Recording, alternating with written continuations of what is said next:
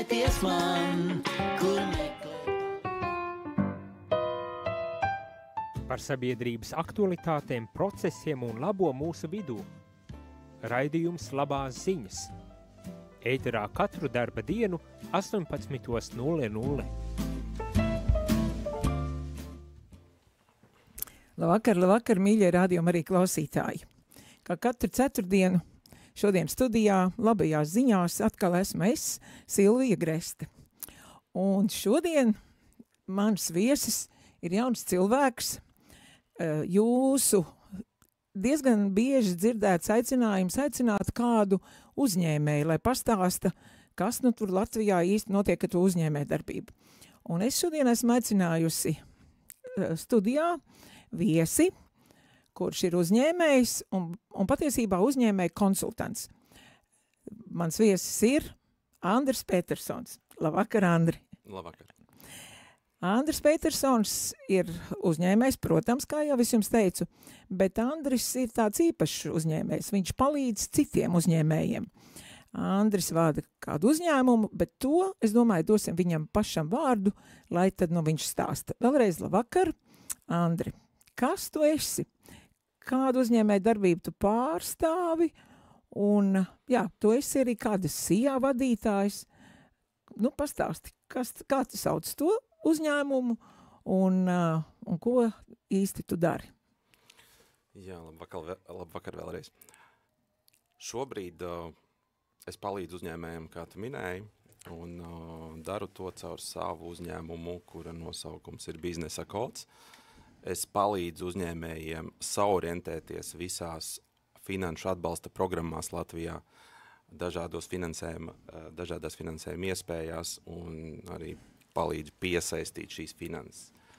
Skaidrs. Tas nozīmē, ka tu, teiksim, vienam uzņēmējam, vai cilvēkam, kas mūs tagad klausās, un kuram ir kaut kādas idejas, kaut ko ražot vai sniegt kādu pakalpojumu, un viņam, noteikti ir vajadzīgs finanses, nauda, sauksim to tādā cilvēciskā valodā, ja?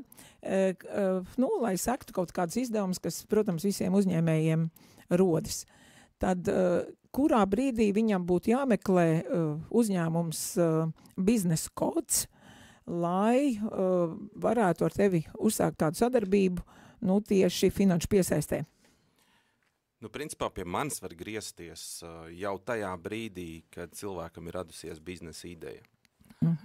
Latvijā, diemžēl, bieži vien es dzirdu tādu viedokli, ka Latvijā jau nevienu uzņēmēju neatbalsta, naudu nedod, un ja dod, tad ļoti dārgu.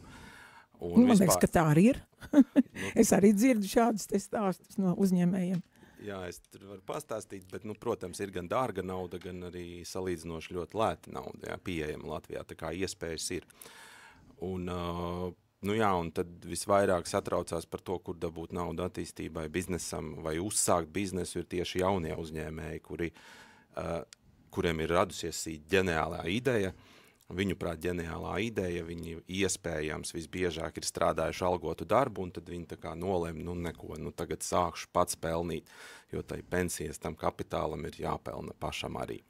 Nav jau slikta ideja, protams, bet, vai tev ir pašam, cik liela un ilga ir tev pieredze pašam uzņēmēju darbībā, jo tu vismaz izskaties ļoti jauns cilvēks, cik tad ilgi tu strādā šajā nozarē kā finanšu konsultants, un cik liela tev tā pieredze pašam ir? Tieši palīdzēt uzņēmumiem piesaistīt finanses ir mans tāds pēdējā pusotra gada tāds aktīvs darbs, bet tam man mazliet jāatgriežas manā pagātnē, kā man tas viss sākās. Kāpēc ne? Man liekas, ka klausītājiem tas ir interesanti. Man bija tāda, tajos laikos mēs smējamies, tāda klasiska karjera pēc augstskolas beigšanas. Es nostrādāju vairākus gadus auditoru kompānijā KPMG, kas ir lielais četrnieks. Viens no lielākajiem auditoru kompānijām un konsultantiem un biznesa vērtētājiem. Jā, attiecīgi tur bija man tā pirmā skarbā pieredze, kur es atceros vēl menedžeri man teica, nekas tā, kad šeit beigs strādāt, tad viss citi darbi tev liksies ļoti viegli. Un tad bija daudzi gadi banku struktūrās, pēc tam, man tāda finanšu backgrounds, un tad bija vairāk gadi kā finanšu direktoram dažādos uzņēmumos, un beigās kā uzņēmuma vadītājam. Un tad bija viens tāds mirklis, kad es, respektīvi es nebiju tas cilvēks, kurš sāk ar uzņēmēju darbību nodarboties jau no skolas laikiem. Ja? Mēs esam dzirdējuši to stāstus, kur kožļenes tirgojuši. Ja? Un tā. Es tomēr to korporatīvo vidi esmu ļoti daudz piedzīvojis. Un tad bija viens tāds brīdis, jā, kad es sapratu, ka man tā kā lielāks prieks un gandarījums ir mēģināt kaut ko pašam darīt, un tad man ir bijušas tādas vairākas iesaistes dažādos biznesos, veiksmīgākos, netik veiksmīgos, un šī konsultēšana tieši finansē, un tad attiecīgi gan vadot uzņēmumus, gan pēc tam savus projektus attīstot, šī naudas piesaiste ir bijusi gana liela vajadzība pēc tā. Un tu tieši esi ar to nodarbojies arī kā, ne tikai, ka tu pats meklē priekš savu uzņēmumu, bet arī tu tā kā strādā jau kā darbinieks, kā tu esi meklējis un līdz ar to ar bankām strādājis, un tāpēc tev tā pieredze, ja tā? Jā, respektīvi man tā kā ir šī sapratne gan par finanšu vadību, par finansēm kopumā, ja, par naudas plūsmām, grāmatvedību. Es esmu vairākus gadus bijis arī tieši otrā pusē galdam, kas ir naudas devējs. Es saprotu, ko viņi domā, kā viņi domā, ko viņi vērtē, kas ir svarīgi, kas nav svarīgi. Un arī veidojot un attīstot kaut kādus savus startupus, attiecīgi tur arī bijusi, tas ir vienmēr tāds liels jautājums, kur dabūt naudu biznesa attīstībai. Un šis biznesa kods man ir radies tā ļoti organiski, kad viens cilvēks, otrs kolēģis, draugs palūdz, vai es varu palīdzēt tur ar kādu konsultāciju, kā piesaistīt, kur piesaistīt. Un tad vienā brīdī sapratu, jā, ka to palīdzības meklētāju ir tik daudz, kāpēc neizveidot savu uzņēmumu, kurš tieši ar to nodarbojas un palīdz uzņēmējiem atrast šīs iespējas. Un cik liela tev ir konkurence? Vai tu esi apzinājis arī to? Jeb tas ir kaut kas tāds pavisam diezgan... Būtībā, cik liela tev ir konkurence? Es nepateikšu precīzi, es nezinu, cik ir liela konkurence, bet es zinu, ka ir arī citi uzņēmumi, ir arī tādi freelancā, kas strādā, kas palīdz tos projektus rakstīt, tā kā es neesmu vienīgais, un tas man priecē. Jā, tas ir labi. Tas nozīmē, ka, ja tu viņus apzinājis, tad šis darba lauks ir, un tad tev ir ko darīt, jo pretējā gadījumā tad jau tu sāk skatīties, ko tie pārējie dara, ja? Pēc tā, ka pie manis griežās, un man tiešām simtiem cilvēku ir zvanījuši, piemēram, pēdējā pusgada laikā, jautājuši, kur Altums, Lijā, kas tie tādi bankas, ne bankas, kur to naudu meklēt, tad es saprotu, ka šajā laukā ir vēl daudz ko darīt, jo projām ļoti daudzi nezinu, burtiski neko par to. Jā, labi. Visticamāk, tāpēc jau mēs arī mēģinām, tāpēc arī ieraugot tev faktiski Facebookā, es domāju, šis ir tas gadījums, kam būtu ļoti svarīgi tevis tās domas un idejas, un tevis sacītos pateikt arī mūsu klausītājiem, jo mūsu klausītāju vidū ir diezgan daudz jauni cilvēki, kas gan mācās, gan arī vidēji paudzi, un es domāju, ka ar uzņēmējdarbību tur jau tā nodarboties var dažādu vecumu cilvēki, vai ne? Protams. Respektīvi, pie manis ir griežušies gan tādi, kas tikko vēl 12. klasēs mācās un iespējams nāk no uzņēmēja ģimenes un jau plāno un jau meklē, un viņiem varbūt ir bērnībā jau iemācīts tādas pamatlietas, bet līdz pat 60 pāri cilvēki, kuri īsti pat ar datoru varbūt ir uz jūs Bet idejas ir. Idejas ir, jā, un idejas ir visos vecumos. Un tai brīdī piezvan un saka, Klau, es neko no tā nesaprotu, bet es zinu, ka man vajag tur tik un tik naudiņas, lai šo biznesu palaist. Palīdz. Tad es skatos, kā es varu līdzēt.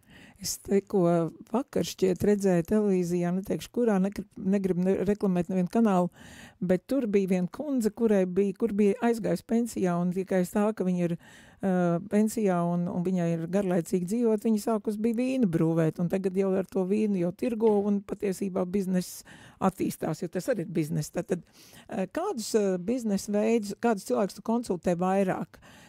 Ražotājus, pakalpojums sniedzējus, vai kādiem biznesa veidiem ir pieejama tā nauda no tavas pieredzes? Jā, nu te ir tas ir tāds liels temats, kur varētu daudz runāt par to, kam piešķirt Droši naudas. mums ir drusku laiks. Mums ir drusku laiks, jā. Tad ja es par daudz, tad tu saki, kurā brīdī ir piebremzēt. Jā, noteikti. Tad mēs iesim muzikālā pauzē. Jā, pie manis griežās gan, respektīvi tur nav tāds nozaru kategorija, ja ir ražotāji, ir pakalpojums sniedzēji. Es vairāk skatos pēc tā, ka ir programmas, mēs sāksim droši vien arī ar komercbankām, jo tās arī gala beigās finansē, bet ja mēs runājam par tādu Eiropas Savienības atbalstu, tad tas tiek pārdalīts kaut kādiem konkrētiem mērķiem.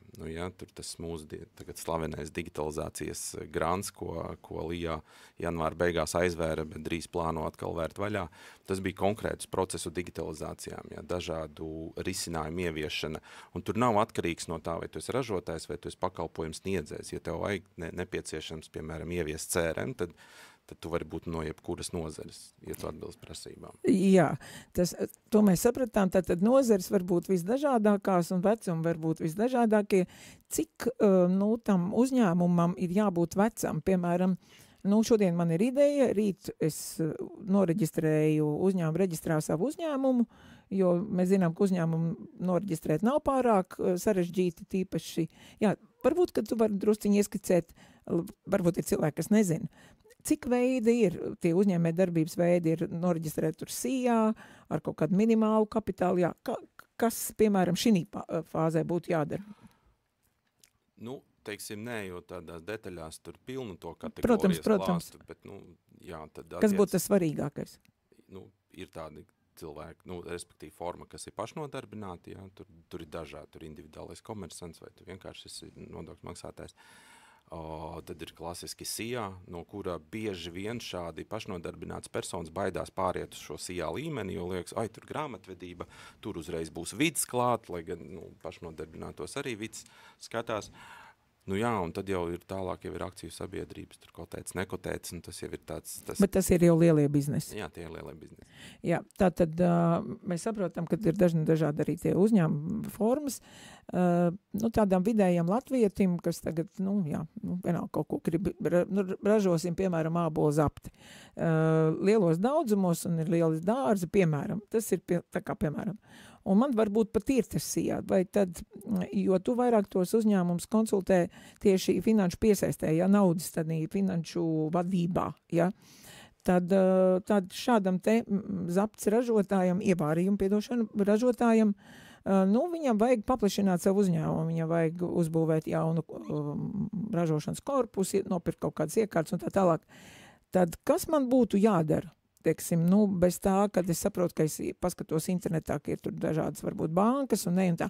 Ja es meklēju tevi, piemēram, kā biznesa finanšu vadības konsultantu, tad ar ko man būtu jāsāk? Droši vien jāsāk ir ar to, ka jāsaprot, ko tas cilvēks vēlas izdarīt.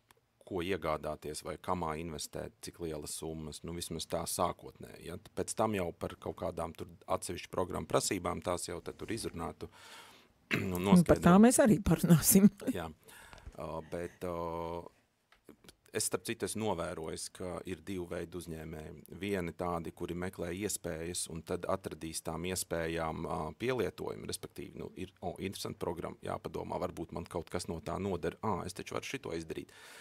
Un ir tie citi uzņēmēji, kur pie manis griežas jau ar konkrētu mērķi, ir jāuzbūvē tās, jānopērk tās, tur jāinvestē tādās un tādos aktīvos, un attiecīgi, kas tad tur ir visatbilstošākais pieejams. Ja? Un mēs nerunājam tikai par aizdevumiem, par banku aizdevumiem, bet mēs runājam arī par grantiem, ja? Tātad Eiropas Savienības fondu programmām, un kur tad ir kāda iespēja, kas var nofinansēt konkrēto šo investīcijas objektu. Skaidrs, tas nozīmē, ka cilvēkam tomēr būtu jābūt sagatavotam, pirms viņš pie tevis ierodās. Ja, vismaz, tas nozīmē, ka jāuztais kaut kāds uzmetums tam savam plāniņam, tai savai idejai, vai viņš vienkārši var te uzvanīt un atnākt parunāties, un tad jau jūs tur tālāk plānojat, kas darīt. Kā tas būtu pareizāk? Vismaz ar kaut kādu domu par savu biznesa ideju vajadzētu būt. Ja, jo man, protams, ir bijuši zvani, ka man pasaka, man kaut ko gribas darīt, bet īsti nezinu ko, varbūt var pastāstīt, kur var naudu dabūt. Un tas varbūt nav tas... Ja tas nav slikts jautājums, jo kur var dabūt naudu? Jā, bet vēl nav, teiksim, šī saprants, un tad vienmēr es tādas sarunas sāku ar to, ka es jautāju tomēr, bet vismaz ir kāda ideja, ko darīs. Ja, jo uzņēmējs, kuram jau ir biznesa ideja, kurš zina, ko viņš tur ražos vai kādu pakalpojumu sniegs, tas ir daudz vienkāršāk pēc tam arī man ar viņu strādāt. Bet jā, nu ir dažreiz zvani, kad mēs vienkārši parunājamies, un tad tā saruna izvērš vairāk par tādu manu iedvesmošanu, par to, ka viss būs, ja kas es tev palīdzēšu, tas nav nemaz tik sarežģīti. Vienkārši vajag saprast, ko tad tu gribi darīt. Jā, labi. Tad tas nozīmē, ka cilvēks, viņš ir izdomājis, ko viņš grib darīt. Viņš grib vārīt ievārījumu no aboliem, un viņš apmēram saprot, cik tad viņš var izvārīt to ievārījumu, piemēram, tur kaut kādas daudzumu, bet, viņam tomēr vajag kaut kādas iekārtas un tā tālāk. Tad viņš uzraksta tā kā to ideju uz papīra un tad nav obligāti. Man vienkārši sazvanās ar mani vai pieskās konsultāciju. Attiecīgi mani kontakti ir atrodami soc tīklos kā biznesa kods, gan TikToks, gan Instagram, gan Facebook. Jā, es arī TikTokā esmu, kādu laiku jau. Un, tas laikam normāli mūsdienās tagad jau ir, jā, tur tie algoritmi mazliet citādāk strādā. Labi. Un tad, vienkārši ar mani sazinās un tālāk jau es zināšu, ko pajautāt. Labi, mēs tagad ieiesim nelielā muzikālā pauzē, un pēc tam jau mēs runāsim par absolūti konkrētām lietām. Labi? Sarunāts.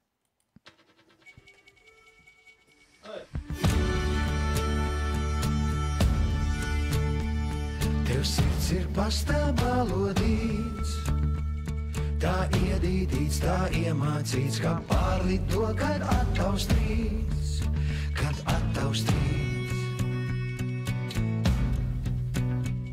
Viņš maigi dūdo saldi brēts, balts balodīts, tā iedresēts, ka atgriežas, kad saule lēc,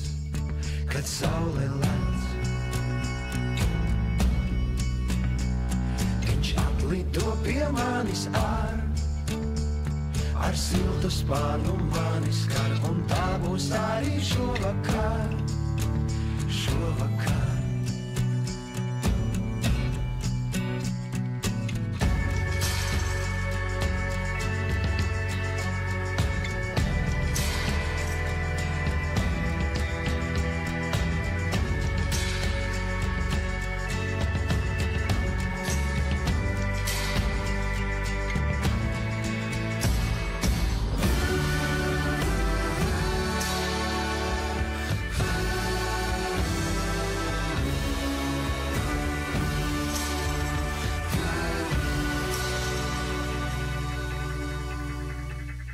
Sirds ir pastābalodīts, tā iedītīts, tā iemācīts, ka pārlido, kad attaustrīts,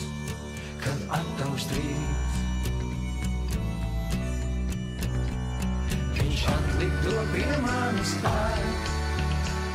ar siltu spādu mani skar, un tā būs arī šovakar.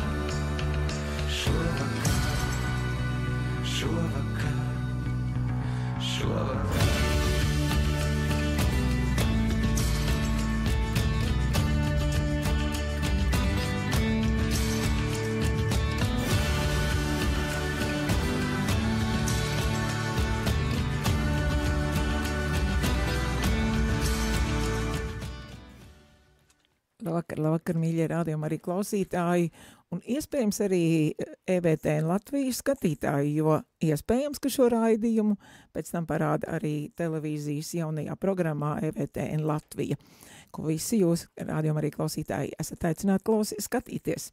Šodien, kā ceturtdiena, kā vienmēr, studijā Silvija Greste, un mans viesis šodien ir jauns cilvēks, uzņēmējs un finanšu vadības eksperts un konsultants Andris Petersons. Vēlreiz sveiki. Jā, vēlreiz sveiki.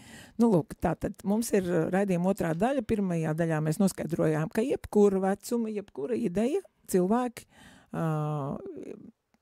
viņiem ir iespējas nodarboties uzņēmēju darbību un saņemt tam finansējumu. Latvijā ir iespējas.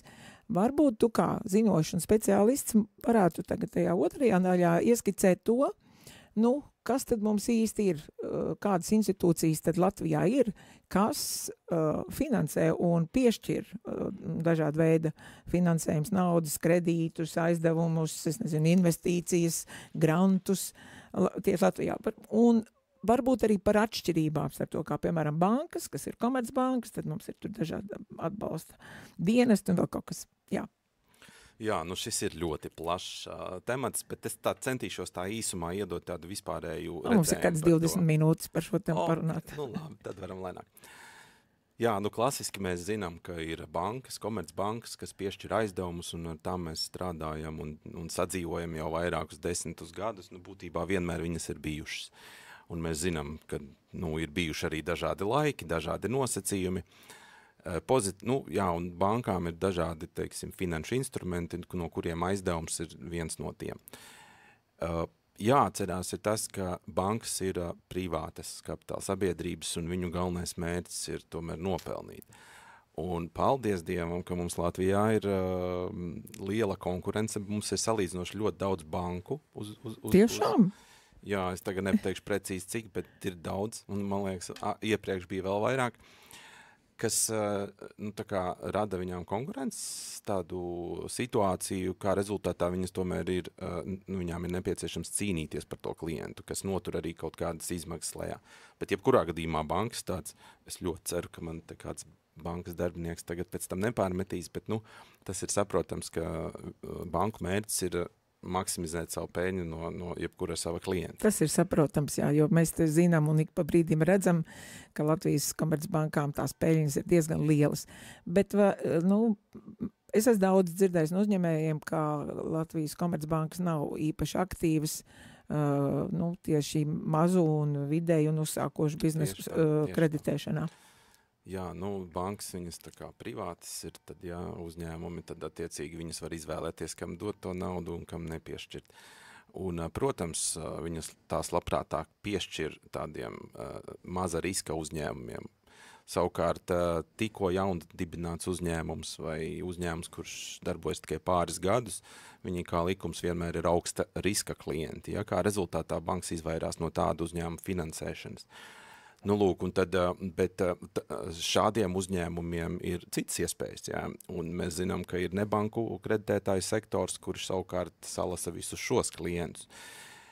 Jā, interesanti, tas ir tāds aktīvs nebanku, tas ir tā kā privātu investīciju kompānijas vai kaut kas tāds, jeb kas tas ir? Tās arī privāti uzņēmumi, kuri vienkārši piešķir aizdevumu. Uz lielākiem procentiem. Uz daudz lielākiem procentiem, ņemot vērā, ka ir šis risks augstāks, ja, un šādām nebanku sektoru uzņēmumiem, viņiem arī šis default rates vai klientu tā kā nemaksātāju rādītājs ir daudz augstāks, un tāpēc arī it kā ir loģiski, ka šīs likmes ir tik augstas. Bet es teiksim, saviem klientiem un uzņēmumiem tieši parāda šīs iespējas, kas ir alternatīvas gan bankām, gan nebanku kreditētājiem. Un visbiežāk, tās ir arī daudz lētākas naudas uz izdevīgākiem nosacījumiem, bet būtībā tās ir Eiropas Savienības naudas, kuras tiek pārdalītas caur dažādām institūcijām Latvijā, teiksim, ātrumā minēšu. Jā, būtu labi. Altums kā viena, Latvijas Investīciju attīstības aģentūra, Lauku atbalsta dienests, CFLA, tā kā Centrālā finanšu līguma asociācija, un ir vēl kādas... Vai viņi jau tikai uzraugi, ja viņi arī dod naudu? Viņiem arī dažādas programmas, tās gan ir diezgan specifiskas, bet, piemēram, caur CFLA tiek finansēti visi kompetenču centri, kuros uzņēmēji arī spēja, var iegūt vai saņemt šo atbalstu jau granta formā, dažādu specifisku mērķu sasniegšanai, kas visbiežāk ir kaut kāda jauna tehnoloģija un produktu izstrāde. Lūk. Lauka atbalsta dienas, tu teici, LIA, tas ir Eiropas Savienības, tas Eiropas nauda, iet caur LIA.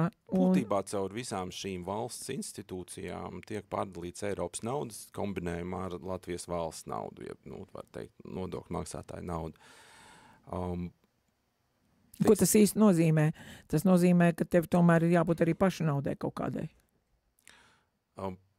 Tā īsumā, teiksim, Altum, finanšu institūcija Altum, viņai visi tie pakalpojumi vai tie atbalsta programmas ir aizdevuma formātā, bet tā kā tās ir līdzsubsidētas vai tur tiek izmantot Eiropas fondu naudas, tad attiecīgi Altum spēja nodrošināt daudz izdevīgāks nosacījums, visbiežāk arī izdevīgāks kā bankas. Turklāt Altums, Altum virsmērķis ir celt Latvijas ekonomiku, palīdzēt uzņēmējiem attīstīties un tādējādi gan eksportā, gan nodarbinātības palielināšanos. Un Altum, ir tā vienīgā salīdzinoši ļoti lēta nauda, ja tā var teikt, tieši jauniem uzņēmējiem, pat tādiem, kuri vēl nav uzņēmumu nodibinājuši, bet nāk uz Altuma ar ideju. Un vai tiešām Altums šādiem uzņēmumiem arī ir piešķir naudu? Piešķir. Un es esmu diezgan bieži dzirdējis, ka neko jau viņi tur nepiešķir, bet ja uzņēmējs spēj un bieži vien ar manu palīdzību pareizi sagatavoties tam visam, nostādīt savu biznesu un arī izvērtēt savus riskus un tā kā pievērst uzmanību tam, tad Altums gana atbalsta. Tātad, protams, tas ir viens no mērķiem, kāpēc es arī tevi aicināju. Tas nozīmē, ka būtībā tu palīdzi cilvēkiem sagatavot dokumentus un sagatavo arī šo uzņēmēju, lai viņš var saņemt, respektīvi, lai viņš neiet uz to Altumu tā pa tukšo. Jo es esmu dzirdējis ārkārtīgi daudz stāstus, ka ja cilvēks pats tur elektroniski piesakās un pat aizsūta kaut kādu biznesa plānu, varbūt nekādu, bet ļoti konkrētu, ka tas atteikuma bizness, tie iemesli ļoti dažādi, protams, bet tas ir ļoti liels tas procents. Jā. Vai tas ir tas, ka cilvēks vienkārši nezin, kā pareizi sagatavoties? Tas tā varētu būt, bet jo jāsaprot ir, ja, piemēram, Latvijas investīciju attīstības aģentūra vai lauku atbalsta dienas, kas ir granta programmas, grants savukārt ir nauda, ko piešķir un cilvēkam uzņēmējiem tā nav jāatgriež, bet, lai šo naudu dabūtu, šo atbalstu, tur jāpiesakās konkursā, jāatbilst visiem nosacījumiem un vēl ir jātiek pie tā apstiprinājuma. Tad Altuma tomēr tie ir aizdevumi un aizdevums ir jāatgriež. Pat pie tā, ka tur ir ļoti zemes procentu likmes, aizdevums ir jāatgriež. Tāpēc Altuma vērtē biznesa potenciālu, vērtē tā kā biznesa plānu, gan komandu, gan produkts, gan produktu market fit, kā to latviski varēja, tā kā, vai uzņēmējs saprot naudas plūsmu, spēj plānot. Jā, kaut kā tam līdzīgiem. Lūk, tā kā tur būtībā ir jāspēj noprezentēt savus biznesa plāns. Mūsdienās gan nav vairs jāiesniedz biznesa plāns tādā dokumentārā formā, izdrukātā, tas viss notiek online, tā kā aizpildot dažādas formas, bet būtībā tie biznesa modeļa vai biznesa plāna jautājumi tur tiek izskatīti. Un ja uzņēmējs nespēja pārliecināt aizdevēju par to, ka tur viss būs kārtībā, ka viņš zina, ko dara, viņš zina, kā to izdarīt, un viņš zina, kā viņš naudu spēs atgriezt, tad tad Altumam ir tiesības neapstiprināt aizdevumu. Bet tieši tāpēc esam mēs un līdzīgie kā man, kas saprot, un bieži vien man ir tā, ka klients atnāk un viņš saka, Klau, palīdzēs piesaistīt, es apskatos un es saku, bet tev diez vai tā sanāks, bet ja tu izdarīsi to un to un to, tad varbūt pēc 3 mēnešiem ejam vēlreiz un tad būs daudz spēcīgākas pozīcijas. Respektīvi ir kaut kādā laika termiņā, kad tu vari sagatavot dokumentus vai ne tikai dokumentus, bet sakārtot to pašu uzņēmumu vai uzņēmēt darbību to ietvaru, lai var to tad prezentēt Altumā vai tā? Jā, būtībā mans darbs vai tā mana palīdzība neaprobežojas tikai ar kādas veidlapas aizpildīšanu, tas tā gluži nav. Jā, tad ko dara konsultants? Jā, attiecīgi tas, ko mēs darām, mēs skatāmies, pirmām kārtām mēs iepazīstamies ar uzņēmumu biznesu, kas ar procesiem, gan ar finansiālo stāvokli. Man viens tāds interesants jautājums, vai jūs noslēdzat arī tādu neizpaušanas līgumus pirms tam? Mums ir slēdz sadarbības līgumi, kurā ir iekšā šie konfidencialitātes punkti, protams. Es klientiem vienmēr saku pie manis kā pie daktari, ja kaut ko noslēpsi un tas pēc tam uzpeldēs augšā, tad attiecīgi es arī neko vairs nevarēšu palīdzēt. Bet ja es to zinu jau tagad, tad es tev vismaz varu pastāstīt par to, ka šis ir liels risks un šis ies cauri, tas neies cauri. Lūk, tāpēc bieži vien pirms tad ārpus šī pieteikuma vai kaut kāda projekta uzrakstīšanas man nākas klients vēl konsultēt vispār par finanšu vadības jautājumiem. Un saskatīt riskus. Tā kā.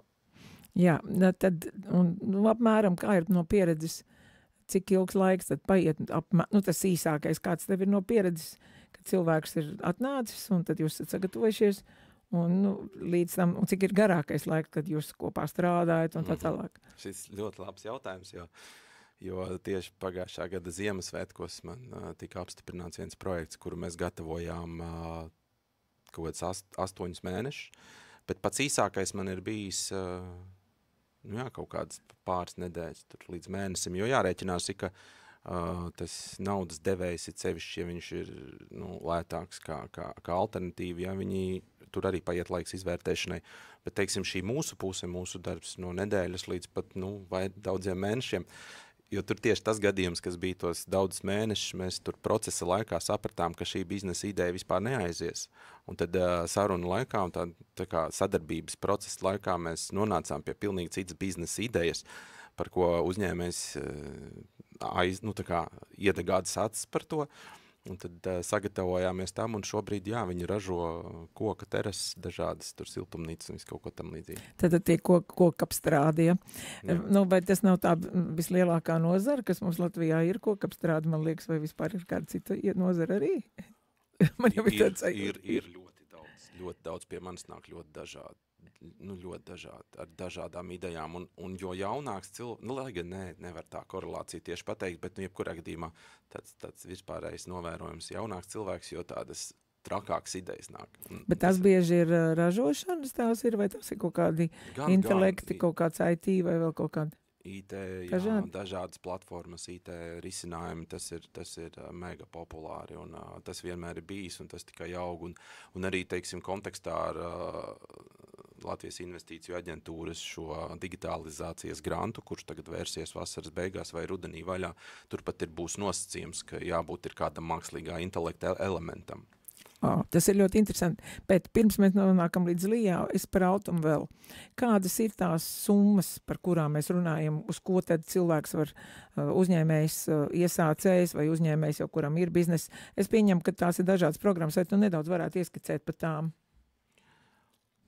Es zinu, ka šis nav reklāmas raidījums, mīļie rādījumi arī klausīties, tas nav reklāmas raidījums, un Andris noteikti nav Altuma pārstāvs, viņš ir vienkārši finanšu konsultants, un tāpēc es viņu aicināju, lai mēs nedaudz par to parunātu, jūs iedvesmotu un rosinātu uz to, varbūt, varbūt reklamēja Andri, bet tāpat laikā man tā vislabākā griba ir ar radio palīdzību jums likt aizdomāties par to, ka varbūt kā, vajag saņemties drosmi, nodarboties ar uzņēmējdarbību, un mums ir finanšu vadības konsultanti, kas palīdzēs atrast arī kaut kādu naudu. Man starp citu, ik pa laikam uzprast, tu esi Altuma vai Lijā pārstāvis, un es saku, nē, es tikai palīdzu tev apgūt to naudu. Jo pasaulē ir ļoti populāri šie finanšu konsultanti. Latvijā, kā tu teici, arī tev ir diezgan daudz tie amata brāļi.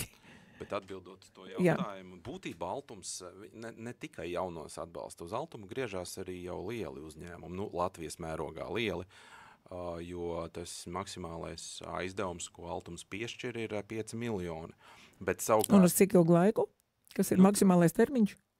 Attiecīgi tur atkarībā no investīciju objekta. Līdz 15 gadiem nekustamais, tur investīcijas iekārtās līdz 10 gadiem un apgrozāmiem tur līdz 3 gadiem.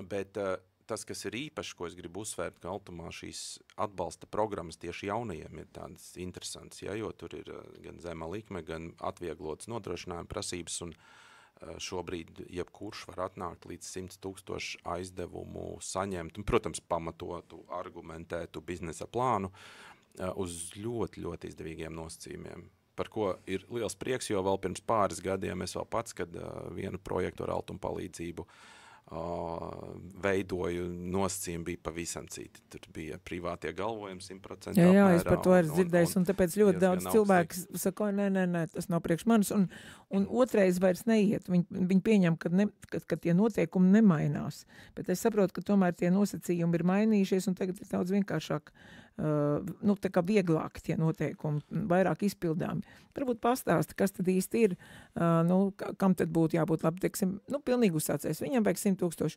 Kas viņš tā domā? Kas tad tur ir vajadzīgs? Viņš atnāk pie tevis, saka, ok, daram. Nu, principā, kā es jau minēju, ir vajadzīga nepieciešama šī ideja. Jā. Jā, ir jābūt skaidram. Ābolus vārīsim, ievārījumu. Starp citu, man labāk patīk vārds zapta, jo tas mana bērnība asociējas. Ievārījums man vairāk ar veikala plauktu produktu asociējas. Bet, jā, nu tātad pirmais skaidra vīzijas, sapratne par to, kā viņš ražos vai kā viņš, teiksim, šo pakalpojumu sniegs, kas būs viņa klients, un tā kā sapratne par to, kam jā, viņš pārdos un kā to darīs. Rezultātā, jā, pārējo visu var izveidot un saorganizēt un saplānot. Bet, ja jautājums ir par nosacījumiem, vai jautājums, man nav konkrēti nekādi jautājumi, man vienkārši būtu interesanti, es domāju, klausītāji gribētu arī dzirdēt, pirmkārt, kas tad ir tā mazākā summa, ar kādu naudu, vai, piemēram, cilvēkam, es nezinu, viņš saka, ja tur ir 100,000, man nemaz 100, man iedod man 10, un man jau daudz liekas. Es tikai tagad šobrīd, tā, spēlē teātri. Un kāds saka, jā, man jau tas biznes jau ir 500,000 vērts, un man jau burciņas jau skrien, es gribu kaut kādu jaunāku tehnoloģiju. Un varbūt, kad tāpēc es negribu uzdot konkrēts jautājums, jo varbūt kaut ko konkrētu tu vari pastāstīt. Būtībā. Ko var, kādas ir iespējas, kādas ir naudas, kādi ir termiņi un kādas ir prasības. Tātad īsumā par altumu, pirms mēs pārējām uz Lijā, jo ir vēl cits instants, kurās jā, ar labas un tagad mums nebūs laika. Jo sādāk mēs tikai par to altumu runājam. Un tāpēc, ka ļoti daudz ir jauni cilvēki, kam visāds idejas, un viņi nezina, viņi mūs arī dzird. Jā, tad attiecīgi uz altumu, piemēram, var griezties jau ar 2,000. Tas ir mazākā summa, ko viņi piešķir. Attiecīgi līdz 100,000 tur atkarībā no summas lieluma, tā kā bišķi mainās arī tie nosacījumi, bet būtībā tie ir ļoti atviegloti. Jā, tur nekādu privāto galvojumu šobrīd tā kā, vairumā gadījumu neprasa. Lai gan es nedrīkstu teikt, ka nekad, jo, ja kaut kur altums piešķirs, tad pēc tam teiks, ka es esmu melojis. Bet, teiksim, šīs nodrošinājuma prasības ir ļoti atvieglotas. Neko īpaši tur tā neprasa. Jā, tur komercīli paņems, bet nekādas tur hipotēkas nereiķinās. Ja aizdevums pāries 100,000 pāri, jā, tad vērtēs nodrošinājumu, bet tur arī ir, teiksim, diezgan tāda labvēlīga nosacījuma. Ja nodrošinājuma vērtībai jābūt ir, pat mazāk nekā ir aizdevums. Tā kā atbalsts ir. Jā. Kādai jābūt rentabilitātes procentam vai peļņas procentam, pieņemsim, ja sastāv naudas plūsmu, cik gadiem ir jāiesniedz un kā tas, tā plānošana apmēram, vai arī ir kaut kādi noteikumi? Ņemot vērā, ka visas prognozes, kas ir vairāk par pāris gadiem, viņas ir nepareizas, jo mums taču realitāte vienmēr ir citādāka nekā mēs tur uz Exceli sazīmējam, jo Excels, kā saka, pacieš visu. Tad tur, teiksim, kaut kādam redzējumam nākamajiem pāris gadiem ir jābūt, vismaz tādam ticamam šobrīd, ja mēs skatāmies, teiksim, uz šo plānošanu. Jā, labi, skaidrs. Tātad, mīļie rādījumi arī klausītāji, mēs to atkal ieiesim muzikālā pauzē, un jūs tikmēr varat pārdomāt par tikko teikto, tātad minimālā summa ir 2,000, maksimālā summa ir 5 miljoni, tātad ir maksimālie gadi 15 gadi, jā, kādi procentu likme, tāda nolīdz? Procentu likmes ir sākot, atkal atkarībā no programmas. Nepazūd no mikrofona. Jā, atkarībā no programmas tās procentu likmes, bet no mazāk par 3%, bet parasti ir 3%. Bet tas, kas ir jāpasaka, pirms mēs ejam tajā muzikālajā pauzē, ka altuma programmas, ņemot vairāk, tā ir Eiropas nauda, ja viņiem daudz programmas ir de minimis ietvaros. Ja? Tad attiecīgi šie 300,000, kas ir de minimis maksimālā summa, ir jāņem vērā. Ja kaut kādas īpašas tādas nosacījumi ir tieši de minimis ietvaros. Kas tas tāds ir? De minimis ir principā tā kā Eiropas naudas atbalsts. Atbalsts programma, jā? Tas tā nav konkrēta programma, bet tas ir tā kā atbalsts uzņēmējiem, kuru pārdala, teiksim, kas tiek piešķirt caur dažādām programmām, dažādām instancēm, bet konkurence, tā kā, lai nepasliktinātu konkurenci, ir šie limiti. Ja? Tāpēc, teiksim, atceramies, ja kaut kur dzirdat vārdu de minimis, tad atcerieties, ka jums ir tur līdz 300,000, jūs varat šādu atbalstu izmantot, un tad 3 gadi ir jāgaida, līdz jums tas limits atbrīvojas. Skaidrs. Ejam muzikālajā pauzē.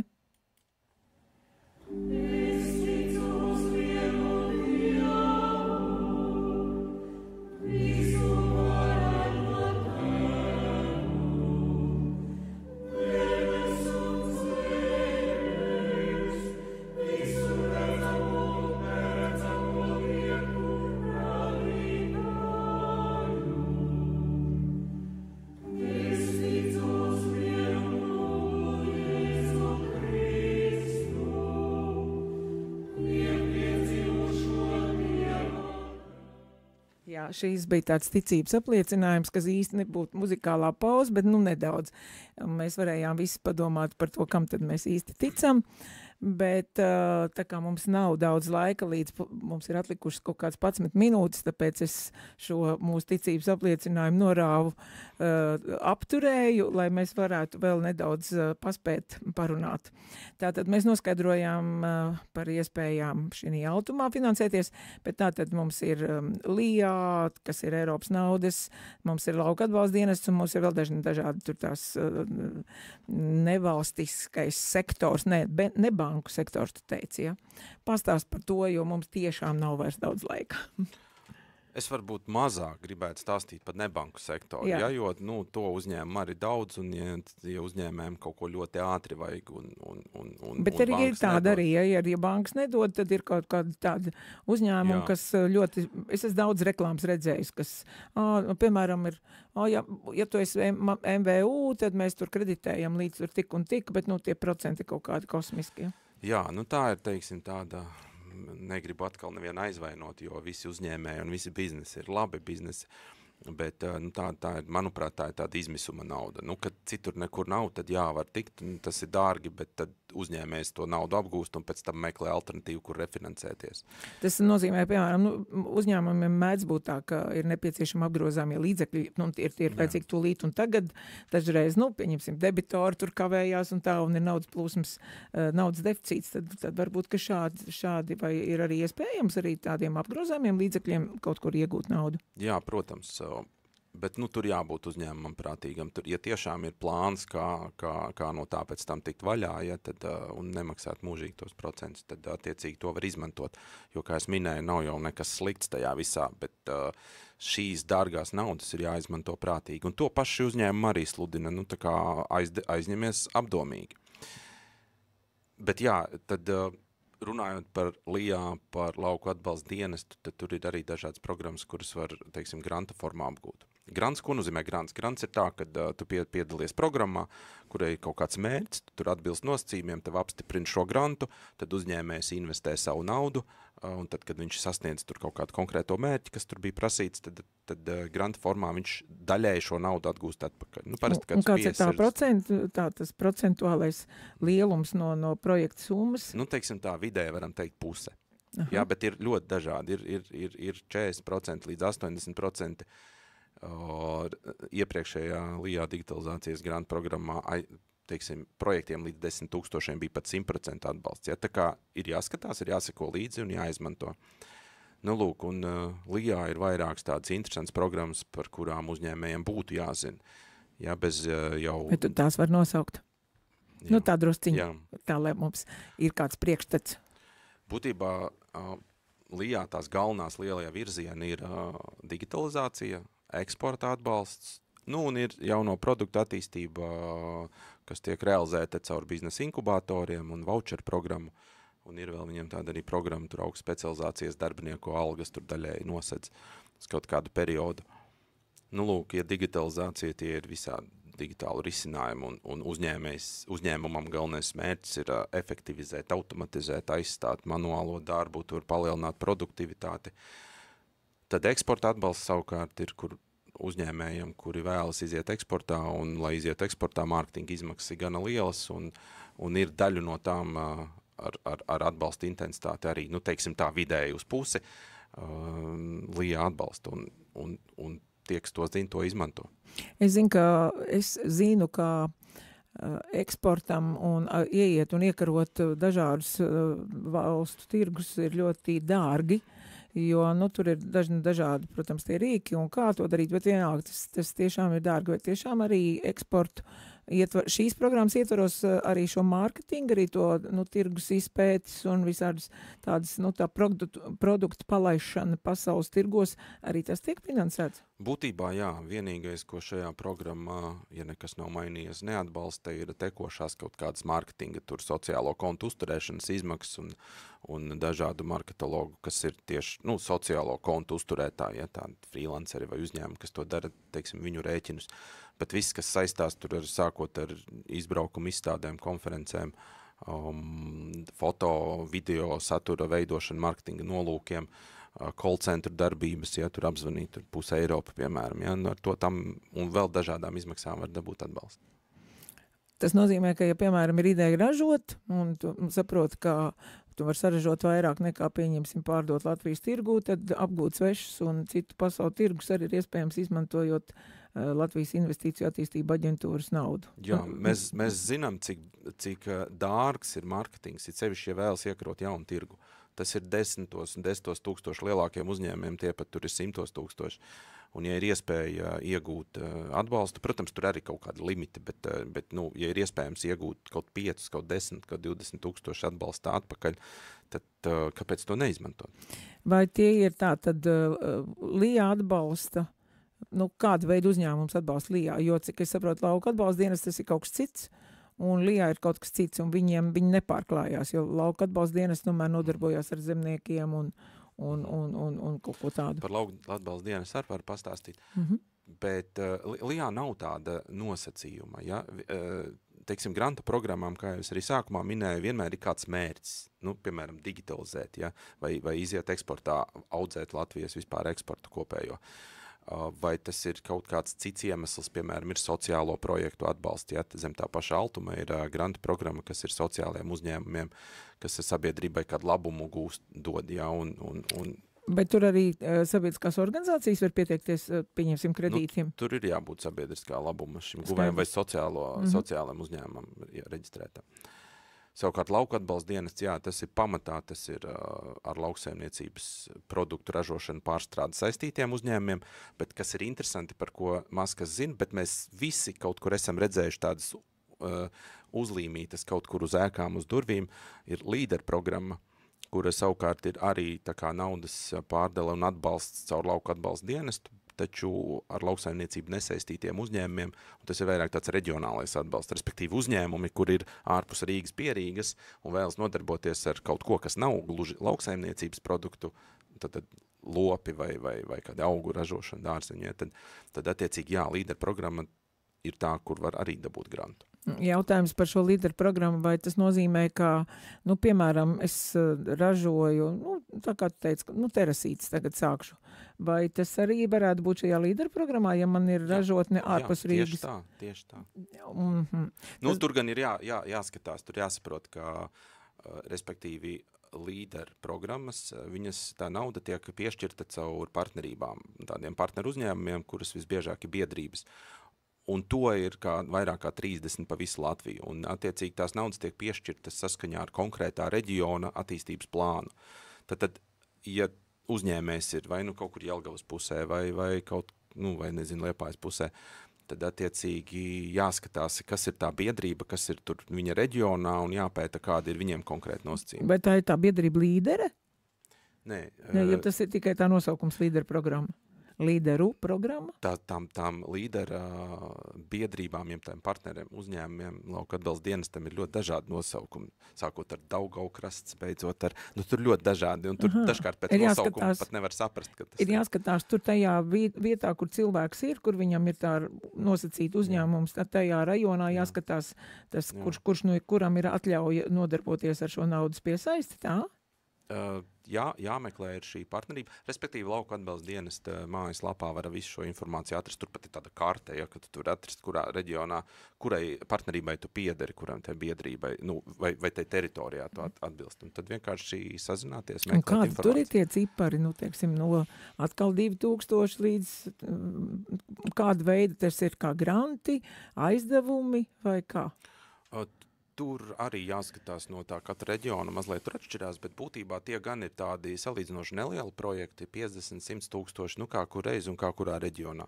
Ja tādiem lielākiem, kur ir vairāk cilvēki, tur tās naudas tiek piešķirts vairāk, bet un arī līdz ar to arī projekti var būt lielāki.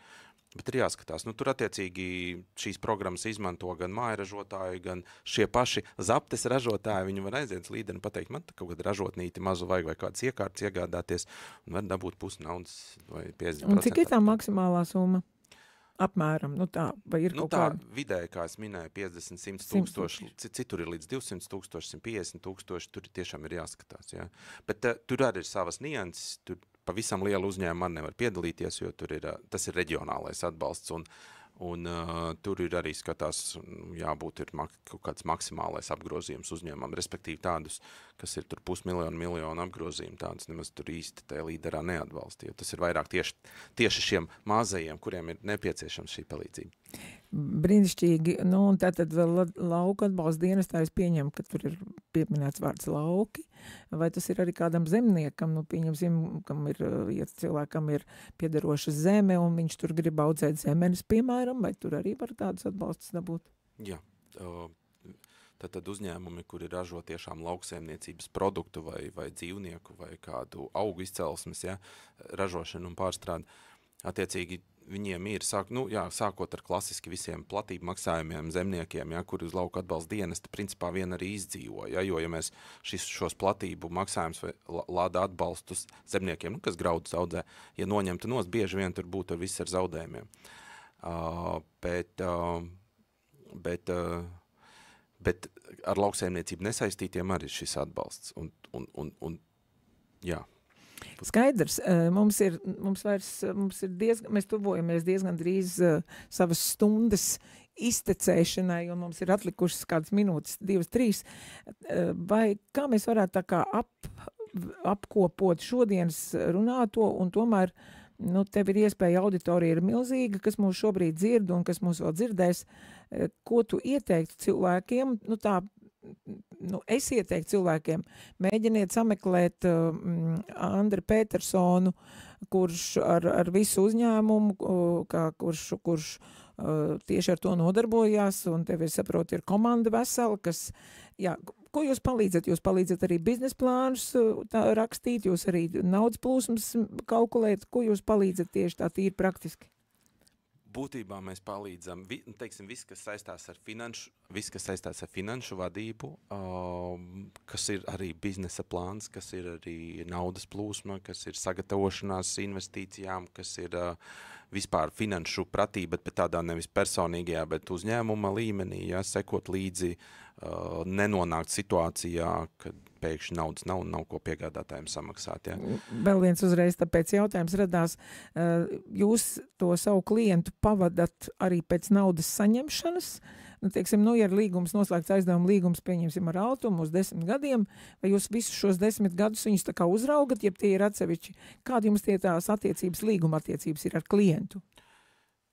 Tas ir ļoti atkarīgs no tā, ko klients vēlas. Bet ko jūs piedāvājat? Ja klientam nepieciešams tikai apgūt naudu, bet tālāk viņš pats visu zina, ja, tad attiecīgi, un ir arī tādi, kur diezgan salīdzinoši priekš mums vienkārši šie projekti, kur uzņēmējs zina jau, un viņš tā kā, viņam šī finanšu pratība ir, viņš seko naudas plūsmai līdzi. Tad mēs vienkārši palīdzam viņam piesaistīt naudu, jo mēs zinām, kā tur labāk to izdarīt. Bet, ja uzņēmējs mums palūdz, tā arī tikko mums bija, un pēc jāņem ir ieplānot tikšanās ar vienu uzņēmēju, kurš saka, man 3 uzņēmumi, man jau tur ir tāds bardaks izveidojies, grāmatvede, man tur naudas plūsmas nekādas nerēķina, plānotas milzīgas investīcijas. Vienkārši negribam tajā visā pazaudēties, kad pēkšņi vienā brīdī saprotam, ka ir lielas problēmas. Un tad attiecīgi vai varam palīdzēt. Mēģināsim palīdzēt. Skaidrs, tas nozīmē, ka jūs varat piesaistīt arī grāmatvežus un tādus cilvēkus, kas var arī palīdzēt tieši tīri praktiskā darbā. Ieteikt grāmatvežus varam, paši mēs neesam grāmatvedības pakalpojums sniedzēji, bet kas to zina, varbūt kādreiz būsim. Katrā ziņā ar finanšu vadību, plānošanu, ar to mēs noteikti varam palīdzēt. Lūk, mums ir palikušas pavisam kaut kādas sekundes. Varbūt ir kaut kas tāds, ko es neesmu aicinājusi, neesmu jautājusi, kas tev šķiet pašam ļoti svarīgs, tādā vienā minūtē pateikt klausītājiem. Klausītājiem es vēlos pateikt to, ka ņemot vērā, ka es bieži vien saskaros ar uzņēmēju bailēm kaut ko uzsākt, bet es, kad ar viņiem runāju, man ir tāda, tur jau nav ko baidīties, viss patiesībā ir daudz vienkāršāk nekā tas šķiet. Tā kā nebaidīties, uzdrošināties un tiešām meklēt mentorus, meklēt palīgus, kas palīdzēs šo visu saplānot un varbūt padalīsies un pastāstīs un laicīgi parādīs kaut kādus riskus, ar kuriem vajadzētu tik galā pirms lēkt iekšā tajā lielajā izaicinājumā. Jā, un kur meklēt tevi? Mani droši var meklēt sociālos kontos, kā biznesa kods, TikToks, Instagram, Facebook, droši sazinieties ar mani, tālāk jau izrunāsim. Ko, mīļie rādījumi arī klausītāji, es domāju, ka ar lielu Dieva ziņu bija tas iepriekšējais, es ticu, mūsu ticības apliecinājums tur tā ieklīd mūsu muzikālajā pauzē, bet tur ir noteikti dziļa doma. Es tiešām ticu, ka mums visiem izdosies un arī mēs nebaidīsimies un būsim drosmīgi un domāsim par savu uzņēmēju darbību, jo man liekas, ka tā, piemēram, visa pasaule ir pierādījis, ka ģimenes uzņēmumi, kur visa ģimene nodarbojās kaut kur laukos ar kaut kādu mairažošanu vai kaut ko tam līdzīgi, pabaro savus bērnus, nopelna naudu arī sev un sakārto savu apkārtni, un tādā veidā mūsu Latvija tikai augs un zels. Jo zin, kā citi tic Dievam, citi tic visumam un citi tic paši sev. Bet ja tu kaut kam tici un tas palīdz, tad tas vienmēr ir labi. Mēs ticam Dievam. Dievs vienmēr palīdz. Nu, ko, mīļie radioma arī klausītāji, paldies par jūsu uzmanību. Mums ir vēl 3 minūtes, un tad es uzlikšu gan to noslēguma muzikālo pauzi. Un man jāsaka, paldies, Andri, par tavu laiku, kad tu atnāci. Un es tiešām ceru, ka nākotnē varbūt, ka tu atnāks vēl kādreiz pastāstīt jau konkrētāk par konkrētākām lietām. Un es ceru, mīļie radioma arī klausītāji un arī televīzijas skatītāji, kas mūs redzēs, ka jums šī mūsu saruna bija noderīga un ka Andris spēs palīdzēt ar savu komandu rast kādas, tomēr kādu finansi un kādu naudu, kas ir ļoti, ļoti nepieciešami uzņēmējiem. Lai jums jauks svētīgs vakars. Paldies, Andri. Paldies, ka uzaicināji. Jā, Pie jums te ir tiešām forši. Jā, tas ir viss pateicoties mūsu radioma arī klausītājiem, kuri faktiski viss, kas šeit ir, tas ir viņu saziedots. Ja, tas ir cilvēku saziedots, jo radioma arī nav komerciāls radio, kā mēs to zinām. Lūk, lai jums visiem svētīgs vakars un paldies, ka jūs klausījāties. Būtībā jau ir raidījums tiešām beidzies. Jā, visu labi. Labvakar.